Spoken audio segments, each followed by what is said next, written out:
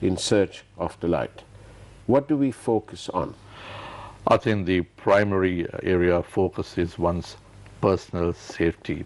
See, currently we're seeing this pandemic, which is a virus. And to me, this virus has no passport, it has no visa, it doesn't understand or recognize border controls. So in that context, and we currently don't have a known vaccine or a solution for it. The only known solution is to contain it with social distancing and as much as possible to take personal safety. So to me, I think there is an objective that every citizen should be personally responsible to take personal care of him or herself. It's only then can he or she extend their support to whether it is the immediate family members, whether it is co-workers in a work environment, employees, or any general member of the public. So I think the first thing is stay healthy, stay fit, and protect yourself first to be able to protect anybody else. Because this pandemic at some stage will wear out, and then for us to come out, I think the game of patience is absolutely important. As a banker, Mr. Tyagaraja, how does the bank now interact with customers? So I think from the moment we had this outbreak in Sri Lanka, the government had, I think, quite early got into the stage of quarantining people as well as enforcing curfew in areas where they saw overcongestion, especially in urban pockets. Yeah. So in that period, the banks themselves, I think, have done an admirable job with the regulator, keeping the wheels of the payments and settlements in the country going unabated without disruption. So that, I think, is a very important thing. Even though you and me as common citizens may not be able to walk into a branch with a check and deposit, it has not prevent online transactions and the payment flow from being stopped. So in fact, I've got a check here. Okay. I want to know how I put it in. So you can always go into one of the self-check depositing boxes and do it. You might not be able to go into a branch. Yeah. And what's a couple of interesting trends which have taken place is that ordinary people who may have had access to online banking facilities before, but who have not used, have now really seen, due to necessity, have started to shift their behavioral pattern. And if I just give you one example, the common electronic funds transfer system, which allows you and me to transfer through our mobile banking, has in the last 14 days to the Sinhala Tamil New Year seen a total of around 50 billion rupees, which has flown through that mechanism supported by Lanka Clear. So that itself is an example that people, if they want to, they can actually embrace a new business model or a different way of lifestyle and still transact. So that is as far as transacting is concerned. You said 50 billion. What's the sort of limit that somebody can, how much can I transfer to you?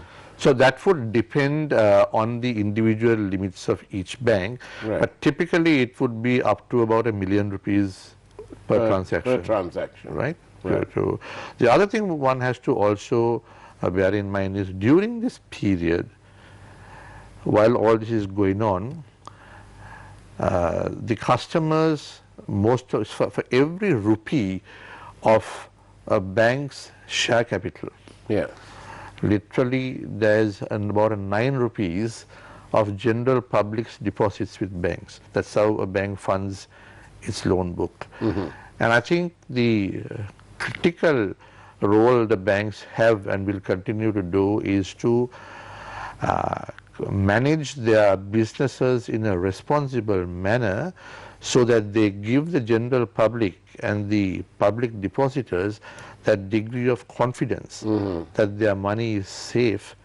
in the institutions they have placed their deposits. What I suppose there are some aspects of your operation that is simply not doing any work. What about, for example, are people buying houses? I think, see, even if the buying of houses may have slowed down, for those who have already bought houses, Yeah. the maintenance of the loans and financing still continues. Yes, but what about new people, people who want to get in, or who are planning, or So that still doesn't prevent them, if they do decide and if they have found their sellers, Yeah. to contact the banks through online or email or whatever mechanism.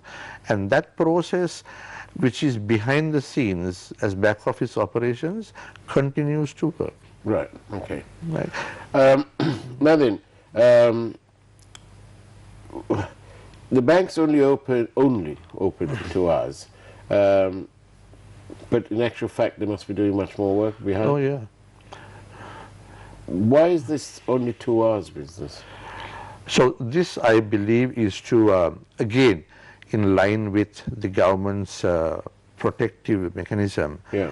of curfewing to support the social distancing, and with the objective of, I guess, minimizing congestion in urban pockets. The idea is to minimize the level of customer interaction in branches.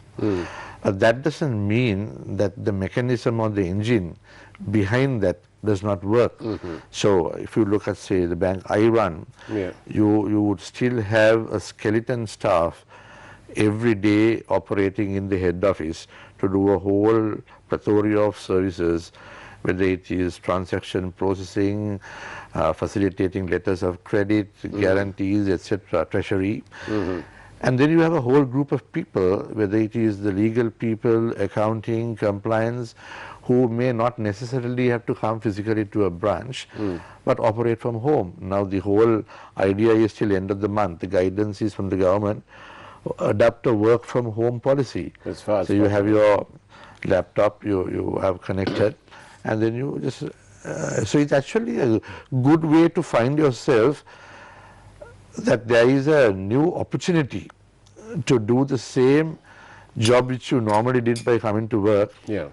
with the same degree or even an increased degree of efficiency while working from a distance.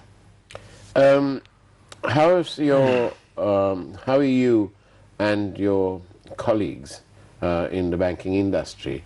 Are there any job cuts? Are there any salary cuts? Cuts in benefits? What's happening in that, from that angle? I will not be able to speak for the industry as a whole because it's still early days. Yes. But my gut feeling is, naturally in an environment like this, Yeah. because this is a pandemic and this is actually what I would call a black swan, which comes once in a lifetime. So I would say for everybody, whether it is a small business, a big corporate, and or a bank, Yeah. the first priority is to conserve cash. Right. So conserve cash is preserving liquidity, not only by managing your deposits and managing your loan recoveries, Yeah. but also to look internally and look at every area where you can contain unnecessary expenditure. So I would say looking at the compensation is one aspect, but before you get to compensation, because that's a very important resource for the bank, Yes. I think the banks also have an opportunity, like any other company, to look at every element of cost and seeing, is this cost which was necessary 3 months ago, is it now necessary? If you had scheduled a capital expenditure program, which was nice to have, do we now need it or can you defer it for next year? You would have a lot of annual maintenance contracts on these capital expenditure programs? Is it now time to go back to the supplier and the vendor and renegotiate those? So those are areas, if you're not coming into physically, say 50% of more of your staff are not coming, how do you manage your air conditioning and electricity? So there are elements of cost which I think each organization can look at, but I think one needs to go through literally with a fine-tooth comb and see areas. In that fine-tooth comb, will you all be looking, I'm talking about the industry, it's not fair to ask you about your own operation, I don't think. How things could continue with the learnings during these 3 or 4 months, whether we could do things better, whether we could do it more efficiently, and whether we could do it in a more cost-effective manner. And I'm sure that thought process will go through in every organization. And now if we look at the wider picture now, what's happening to the economy? What can be done? Where should we focus on that bit? So at this particular moment in time, with this pandemic, obviously you have 3 or 4 areas which were vital for our economy which have slowed down. Because this is just not specific to Sri Lanka, it's affecting literally the entire supply chain globally. So for a start, our export markets would have trickled to a halt, which is a very important source of foreign exchange earning. Secondly, we have also been very heavily reliant on tourism, which has been a very important contributor to our business as a nation, which has obviously also trickled down. You just mentioned to me before we started this conversation that the hotel you passed by every day, it was sad to see a single light when you went home. Absolutely, very, very, very sad. It's an iconic hotel in Sri Lanka, and I went past it as dusk was coming in, and it was very sad because there was just one light on. So in that particular industry, which anyhow got a severe blow dealt just a year ago, in April last year, has got a second double whammy. So again, there's a whole ecosystem of people who are dependent on that, whose income levels have also gone down. So that is definitely another area which is important to us. And then you have the couple of million Sri Lankans who are living and working overseas in different parts of the globe, who contribute significantly for inward remittances coming into the country. And as some of those countries where they are working slow down due to lockdowns or whatever it is, naturally the flow which normally comes, the pace of that flow would also slow down. So there are 3 effects on the revenue side. And then of course the importation, Sri Lanka being an island nation, needs to import, and we have been importing. But I must say the government, in my opinion, did the right thing, at least as a short-term measure, to arrest any further importation of non-essential goods, to at least curtail the monthly national import bill. So at least trying to balance or reduce the gap between the shortfall in export revenue and the import bill. But of course our industrialists, they want, and our manufacturing side will need their raw materials coming. So, certainly they will. So I think in that context, before one can actually look at opening letters of credits, one has to first look at the supply sources and see which of those have actually been affected. Have any of them actually reopened? Or if they are still, you see, still while maybe Wuhan is open, there are many countries still coming towards the peak of that so-called flattening. And with that happening, some of the largest economies like the US, for example, are seeing huge numbers from a relative point of view. And when that happens, sometimes, very often the protectionism comes in to say, whatever I manufacture normally for exports, the first priority is to sort out my internal consumption. So when that happens, there is an effect on supply chain. So I think the priority first is to identify where the supply chains for each of these industries is, Yeah. and then take a measured view rather than panicking.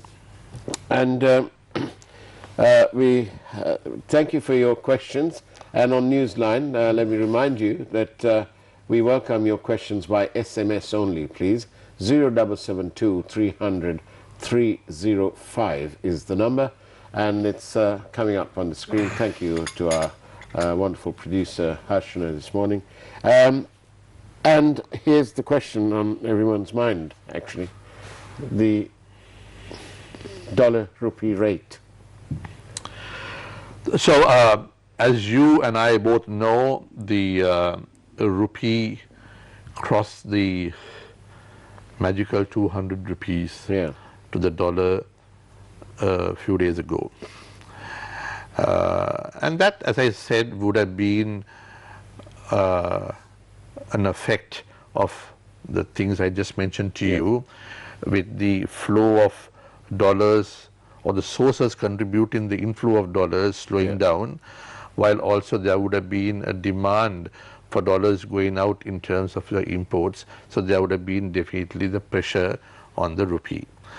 But saying that, I think we managed to reverse that in the last couple of days. I think it has come down to about 195, probably due to two reasons.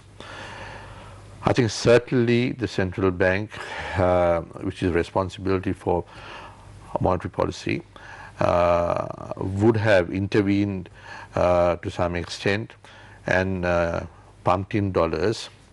That would have been one aspect. The second would have been, I'm not sure whether they actually did that, but one option would have been, if, as a last resort, to actually convert some of the gold reserves, if they had to also bring in dollars. So that would have been one option. And also, I think you and I think there was a news item about finalizing dollar swap with the Reserve Bank of India using that SARC line of $400 million, which again would have brought in some relief.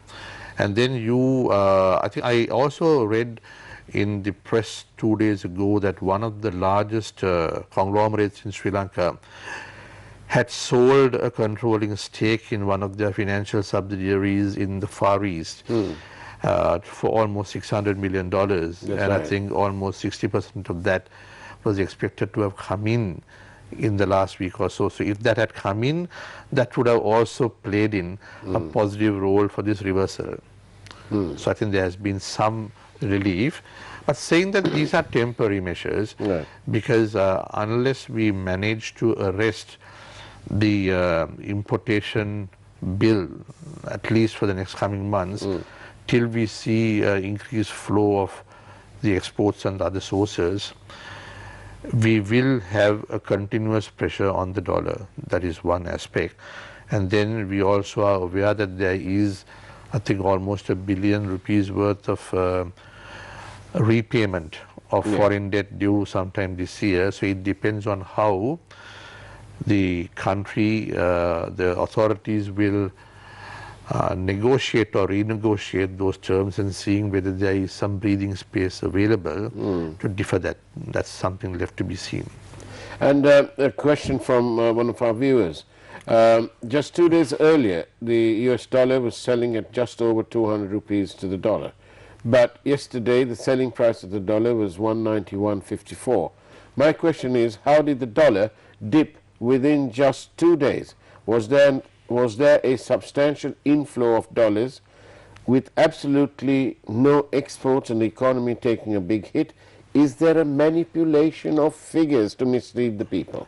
I don't think it's a manipulation. As I said, there are various tools available. As I said, there were two public bits of information which may have partly contributed. That was in terms of the dollar swap which was available with the Indian regulator. And secondly, the other inflow of that piece of news which said $420 million was expected to have come in. Will be is well on its way now to becoming the money laundering capital of the world.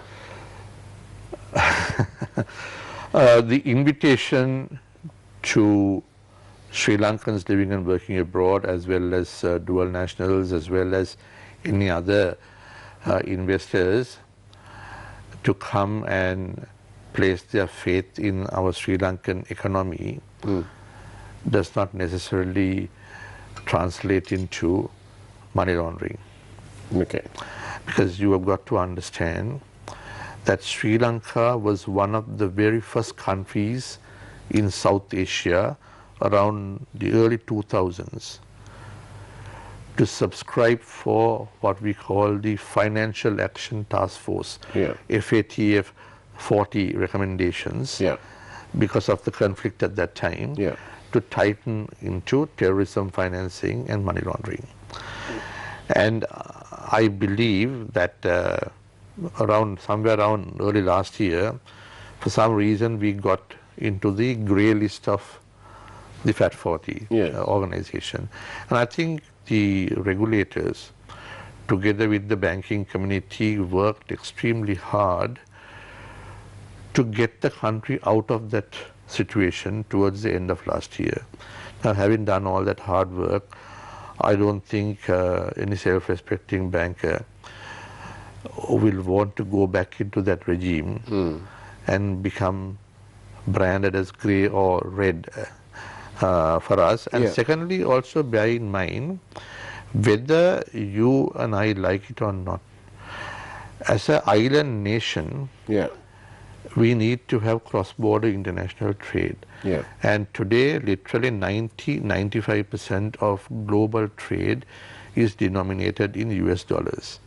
And for us to facilitate that, every one of us in banking needs to have at least one US dollar correspondent banking account.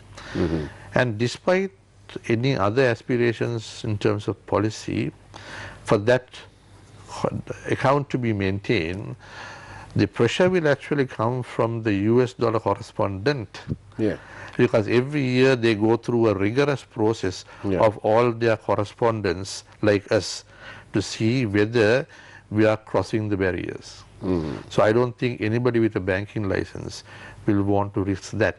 So it's very important to differentiate between money at any cost or actually opening the doors and saying we are ready for business, come.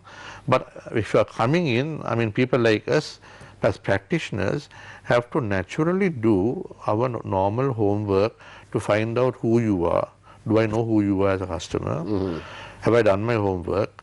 Are you in any of the known money laundering lists or those prohibitive lists which are currently available online? And do our due diligence before we let this go. So very keen KYC sort of thing. And let's also bear in mind, Sri Lanka opened before the conflict started.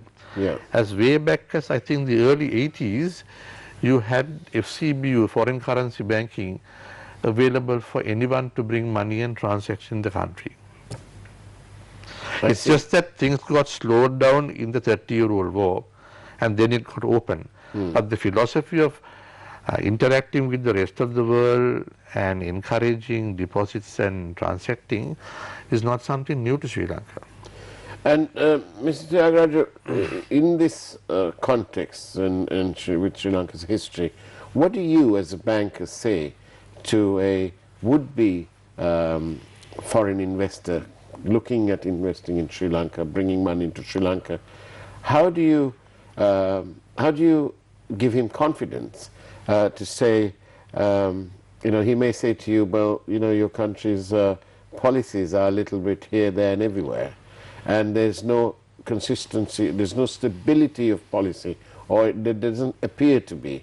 There are taxes, as a bank you'll know that the taxes for the banking industry itself is, somebody worked it out for me the other day, around 63% of taxes of all sorts to the banks, and that's just banking. So how do you try and talk confidently to this person looking at Sri Lanka? So if a person comes into Sri Lanka as a potential investor or a depositor, I think they look at a few things. The ability, the ease at which they can bring it in, and the ease at which the money can be taken out, and the tools available, And secondly, yes, as an emerging, Sri Lanka is still branded as an emerging nation. Yeah. And when somebody looks at investing in an emerging market, naturally, they don't look at it with the same yardstick. They would look at if they invest in their own developed or mature markets. They understand there is an element of risk. So they don't put all their eggs in the same basket when they come in here. And why do they also come? Because of the perceived significant difference in the return they would expect coming into a market like this than what they get in their own markets. The next thing is also that these investments are not usually short term. It doesn't come in just for 2 days or 10 days. One has to take a fairly broad, longer term view. In that context, if I look at my 37 years in banking here, we've seen 83, we've seen 88 when the country went through a different set of challenges, 96 when some of us got completely bombed out with the bomb blasts. Yeah. Then we had 2001 when the country, now we talk about exchange rate issues, but at that time we went probably to the lowest state where the reserves were as low as half a month of import. 2001. 2004 tsunami, and then we had this resumption of the conflict, the escalation in 2008 to 9. But with all that, the country still never defaulted on an interest payment or repayment. And secondly, during that entire period of multiple challenges, it didn't stop people bringing in money. In fact, at one particular time, if I am not mistaken, JP Morgan of the US, which was one of the biggest investors in this country, had more than $500 or $600 million in our bonds and bills during the most heightened period in the last 20 years. So all I'm saying is this is not for somebody to put in their basic hard-earned primary savings from overseas, but it is an opportunity for someone to diversify their overall savings, which is obviously earning a much lower return somewhere, to look at an opportunity. This is one market which is open to business. We had there's several questions about, well, I'll take one of them. In today's context, can a Sri Lankan business transact legitimate business with a Chinese company? Yeah, there is nothing to prevent. China is open to business as any other country. There is nothing to stop. Another one. One has to think out of the box and get the economy moving. To have more money in the hand of the people, irrespective of inflation, print money. Our economy is within Sri Lanka. If we wait for exports and tourism, particularly when the whole world is affected by this crisis, it will be too late. It will be, sorry, we're reading this. It will be too late to bounce back.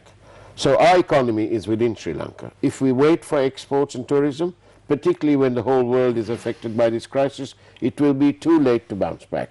Once we make the economy moving slowly, we can start giving incentives to export and tourism, but the expenditure and wastage should be totally controlled. This comes from somebody out there who must be knowing a thing or two about economics. What do you say? So if I start from the reverse of that comment, as I also said a few minutes ago, cost containment starts by tightening one's own belt first. So that is the first point. Reduction of unnecessary wastage at your level, at the individual level, and around you. So that's, I think, a responsibility of every citizen at this juncture, point one.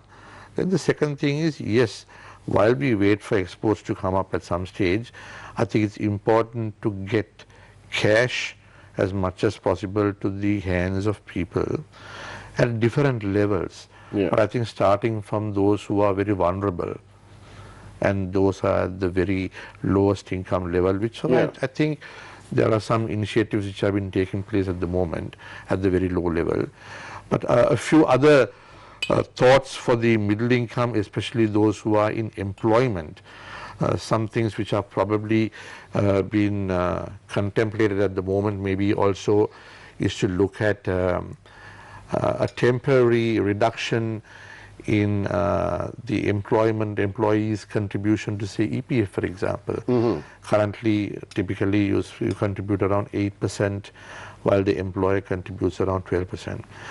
Without reducing the employer's contribution, one possibility is to reduce the employee's contribution, because that's his or her own savings, at least for maybe the next 6 or 12 months, and seeing what that would do to contribute to increase the cash in the individual's names.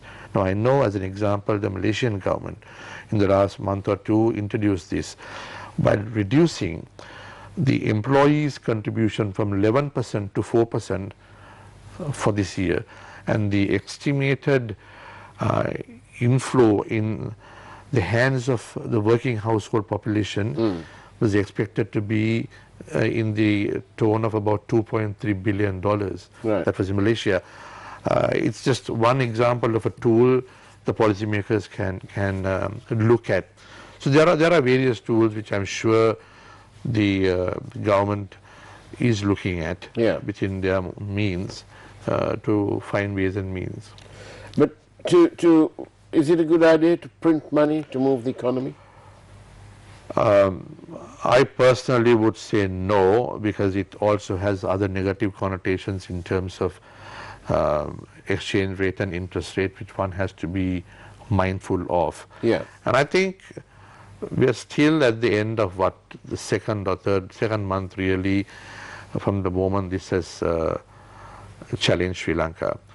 And I think at this particular moment, my personal opinion still is we need to get the personal protection from a health point of view as a nation to ring fence the number of deaths and the infection of the population, so that then the nation is ready to bounce back, because an unhealthy nation is going to be of less use and will cause more problems for the country than a healthy nation. But the person who sent that other message, when he said about wastage, it is the same thing that you allude to about becoming leaner and getting to cut the fat off. That also applies, surely, does it not, to the wanton wastage and corruption in government?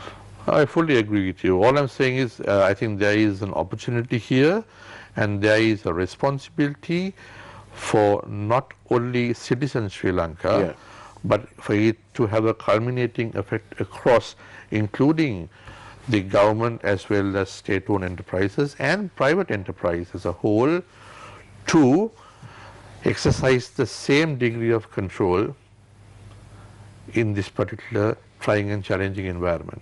The person sent me another message now, and they want to get this right, that to get the economy moving, print money and give more money in the hands of the people. If pundits continue to control our economy, it won't go very far. So I am an individual citizen. Yes, but you're a senior banker. That's right, but I am not involved in managing the economy, Faraz. No, of course not. So I would leave that to the policymakers. All we can say is to look at the pros and cons of these things. Right. But I still say the overarching thing is, as a nation, I don't think this pandemic is yet over. And I think we need to still exercise responsibility in collaborating with the national effect of containment and get the health issue right before we do anything else. Mr. Tyagaraja, if I just look at our leisure industry, maybe, and every other industry as well, including our manufacturing industry, all these businesses will have substantial loans and so on. And they would have done these loans with all these wonderful forecasts and spreadsheets and this, that and the other. But now what happens? Well, how are the bankers going to be looking at this? So I think the banks will have to look at it. See, today, if you look at the system alone, banks in total probably manage around 10 trillion of loans as a system. Yeah. And that would range from individual loans supporting small individuals to small to medium businesses to the large corporates. So you would not have two different borrowers having the same problem. So I think in this juncture, the first thing is, I'll come to that, there's a 50 million refinancing system which was recently announced by the central bank to support the small and medium industry. Before we come to that, I think from a first principle point of view, what each bank I know is and will continue to do is to look at each of its customers, borrowing customers, on a one-on-one basis and seeing, has this customer got affected with this situation? And if so, genuinely, what additional relief does he or she need? Is it just an additional bit of breathing space in terms of the ability to settle the existing loans, in which case it's going to be a question of restructuring and deferment? And or in this moment, is there more working capital needed to keep the business going, in which case it has to understand with the respective borrower and try to validate that request and then see can they support it. So that's another way of putting money in the hands of those businesses. In the same way, Mr. Tyagaraja, what about, we need to get the economy going, we need to put money in the hands, the people need money. So if you have to print money, you have to print money. What about this very, very important thing? 62% of our economy is unskilled workers. We are stuck in this, I'm just looking at my notes here, we're stuck in this $4,000 per capita GDP, which is probably go down now, it will. And we will never get out of this if we don't bring that 62% down and the skilled level from 32.5% up, right? So that means investing in training and so on. And these daily wage people, it is absolutely incredible the number of people who are so heavily impacted. And the TUCs are one easy thing to say. And all these new delivery services, the taxi services, everything. All these people are daily wage earners. They need money, so you need to get the economy going. What is the solution? So I think there are a couple of things there. First thing is, it's not only about printing money. If you look at, say, the industry we spoke about, the tuk-tuk, people who may have current spare capacity. So one thing, see, everybody is not into exports.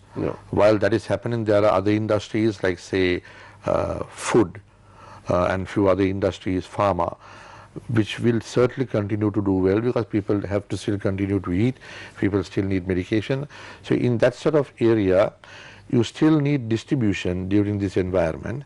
So when there is a sudden surge in the requirement for distribution, here is an opportunity for the bigger businesses to engage some of this spare capacity you mentioned, which is as a short to medium measure to improve the income generating capability of some of those daily people by bringing them back into the formal system.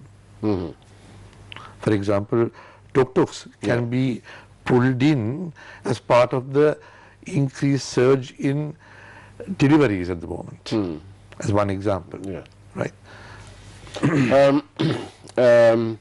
We just wanted to point out, and there's several messages from our viewers, that Sri Lanka's health care officials are doing a wonderful service.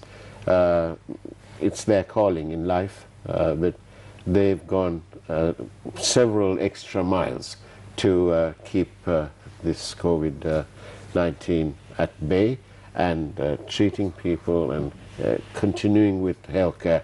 So, you know, hats off to healthcare workers everywhere, everyone involved in that industry. We really do salute you. Newsfirst joins everybody else in recognizing the immense value that you've given us, and it's done with such passion and care that it's absolutely wonderful. Mr. Tyagaraja, have you found that, you know, these people are so committed? I think that goes without saying, and this is not just for the healthcare workers in Sri Lanka, this is globally, and that is why I continue to reiterate my message.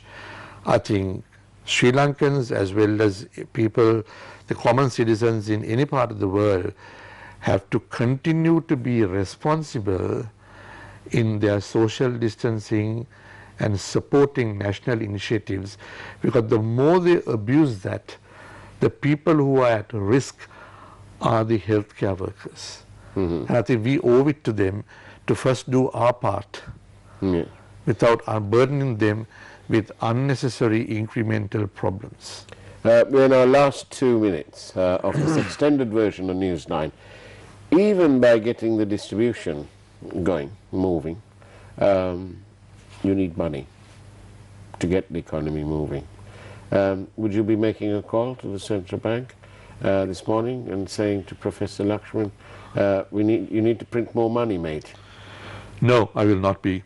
I will first look at containing myself and managing my liquidity first, before I decide whether I need to be less responsible and talk about printing money. That's my personal opinion. And in your view, if the banks, are they riding the storm well because of the good profits they've made in the last couple of years? Good profits only creates a buffer.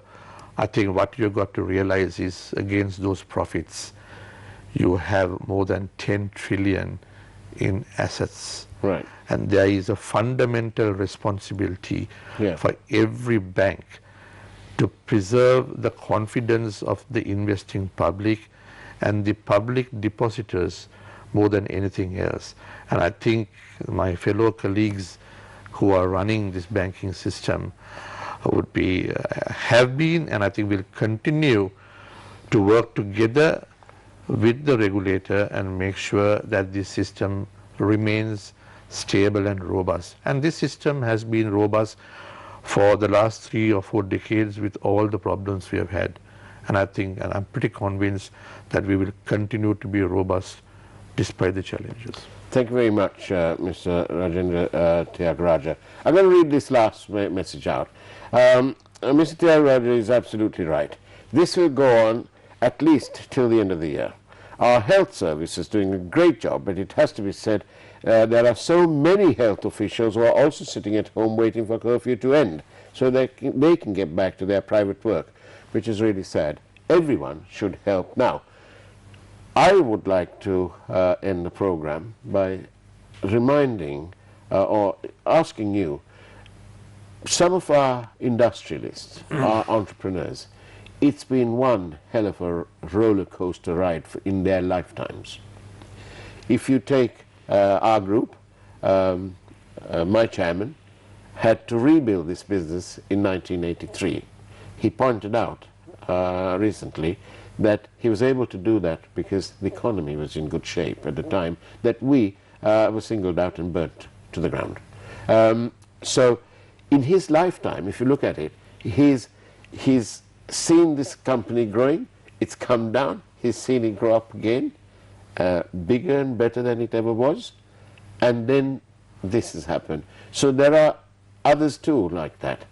And all these people, all these industrialists and these entrepreneurs who provide employment, I don't know if I want to be in their shoes, because the responsibility must be enormous, with thousands of people dependent on them for their checks at the end of the month or the online transfers. Do you think that we should all salute them too? because they must be having their work cut out like never before.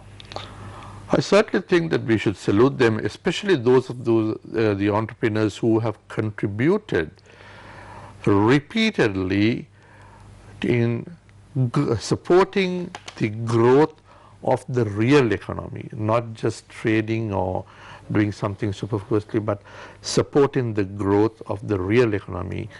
We need to creating real jobs, manufacturing opportunities. We need to certainly salute them. Thank you, and I salute you for turning up on my program. You've become a bit of a media star with all your appearances on various channels, including the Capital Maharaja Media Assets. Thank you, Mr. Tyagaraja. We really do appreciate and value your time. My pleasure. And that's the way it was on this extended version of Newsline Live. Take care. Have a wonderful day ahead of you. And of course, God bless.